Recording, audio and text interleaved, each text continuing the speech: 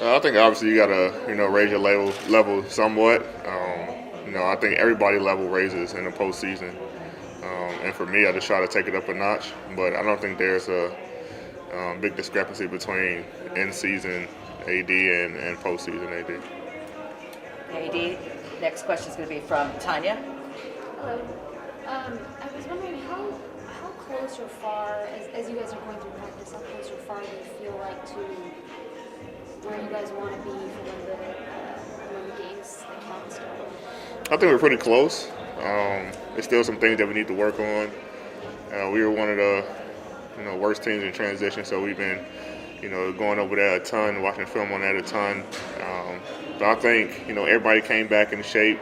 You could tell God's been working during the break, and now it's just about putting it all back together. AD, you guys have talked a lot this year about your chemistry, but obviously being in the same place. Is there something that you guys do a lot more of together? Is it just meals? Is it something on campus like fishing, golf, something like that? It's been video games so far. We are starting, a couple leagues in different couple games. We didn't do that much, in LA. So I think that's kind of been the biggest thing that we, kind of, adopted since we've been here is playing video games as a team. Okay, now the next one's going to come from Will. All right, David. AD, David Aldrich, how are you, sir? So, Dave. Hey, this may be an odd question, but did you have anything in terms of a pregame routine going out to Staples, getting to Staples, once you got to Staples, somebody that you saw in the building every day, before every game, or that you did before every game, that you won't be able to do in the bubble that you will miss? No, I mean, just kind of treat it as a away game routine. Just kind of go into that format. But there's nothing that I did specifically that will alter my pregame routine. Okay, next up, Chris Maddox. Hey, they're with the MVP voting going to be happening next couple of weeks or whatever. What do you think the strongest argument is for LeBron to be MVP this year? The things he's doing at his age. I mean, he's playing like probably one of his best years. Top team in the West. The things he's able to do on the floor. Especially when everybody was saying, he was washed and he should hang it up and all these things. He come back with a dominant performance, and then just to be even in the race, at this age, and this point of his career, and for me to see it every night, and the things he do on a consistent basis, not in stretches, 3 games here, 4 games here, but he does it every night, and he's been doing it his whole career.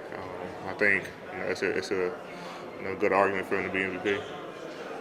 Okay, we're Joe Varden here. So they took us into the arena today. We saw what it's going to look like. And it's not an empty gym. How you Right. imagine. Yeah. Have you seen Yeah. it?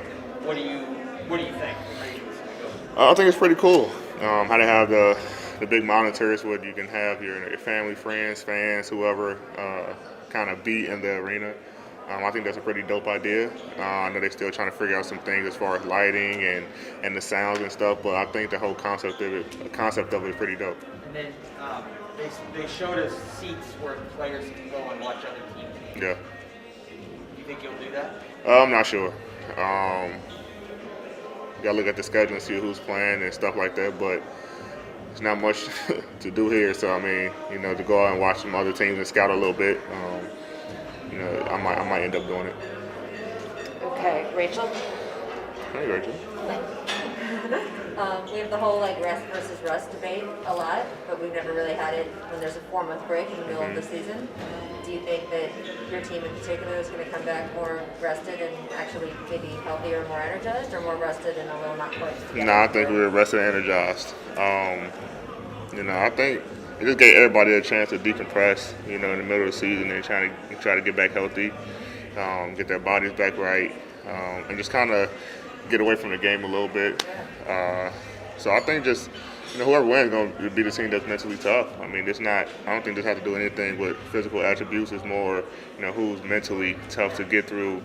Just being here, not seeing your family, and getting back to work. So I think, I think we have we have an advantage in that category. Mark Spears. So Mark. I know you're not going to have a social justice message on the jersey, but is there anything that you're passionate about that you want to get out? Maybe the game or the shoes. A lot of guys are talking about Breonna Taylor. Is there anything that's really impactful and meaningful to you that you hope to get out over these next 3.5 months? Yeah, I think just as a group, we're trying to figure out what we can do as a team. This is one of the biggest platforms that we can use for ourselves to speak out and for everyone to hear us. So I think individually we're impactful, but together we're more impactful. And we've been trying to figure out things as a group, as far as the Lakers for months since everything's been going on. So we're still trying to figure out ways that we can kind of let our voices be heard as a unit during the games. Whether maybe shirts or whatever it is, and then for me individually, I have some shoes coming to kind of represent it. And on a follow-up on that, with your brand, the Bronze brand, combined with the Lakers brand, Right.